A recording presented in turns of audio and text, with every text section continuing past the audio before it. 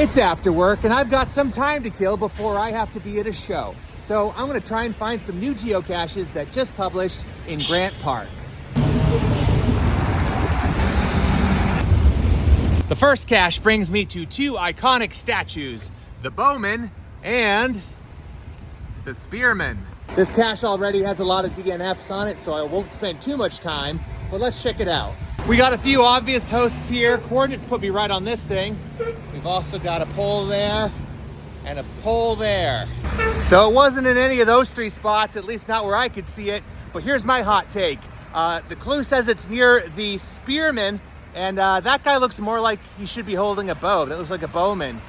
So even though the coordinates put me over here, I think the Spearman is over there. And I think since this is a new cache, maybe they just plugged the coordinates next to the wrong statue. So let's check it out. Let's go. Yeah, I feel like this one looks more like the Spearman. So let's check this pole here. Drat, not there either. Well, look at this thing out in the open. Geocachers use these kind of containers for geocaches pretty often, but I don't see a log in there. So if this was it, it has been muggled. I'm gonna take a picture of this and send it to the CEO and see if this is actually it. Maybe you'll let me log it if it is. But no time to linger here. It's time to head to the next one.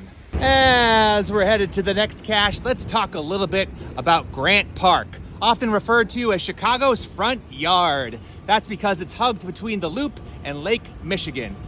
And look at that, there's even trains that go through the middle of it. But it is beautiful and it is mostly made of landfill. A lot of that landfill came from the detritus from the Great Chicago Fire, as well as a lot of tunneling projects. And then they put a bunch of beautiful gardens and architecture on top of it, and now it's just a really cool place to visit. Why, it's so nice that Abraham Lincoln had his funeral procession, at least part of it, here, and Barack Obama gave his presidential victory speech here as well. This cache should be tucked away in this little area near that statue up ahead. I'll be a lot less stressed out trying to find the cache here since I'm not in the middle of a busy intersection, but instead in the middle of a peaceful garden in the middle of the city. This topless wonder is supposedly the spirit of music, and check this out. Why, music even soothes the savage beast. Uh-oh, is this gonna be a skirt lifter? I bet it's gonna be a skirt lifter. Oh, and would you look at that? It was a skirt lifter. Yoink. And there's my name on the log. Let's put it back and get to the next cache. Oh, bye-bye. Looks like this third and final geocache is taking me through another peaceful urban garden, along with another epic statue. Growing up on the ocean, when I moved to Chicago, I was surprised to see seagulls living in the Midwest. For some reason, it just never occurred to me that they lived not always on the ocean. Granted, Lake Michigan is sort of like an ocean, so it sort of makes sense. There they go. If I could, I'd make a deal with God, and I'd tell him to swap our places, be running up that road, running up that hill. Remember that song? Stranger Things? This guy, who looks like he means a lot of business, is John Alexander Logan.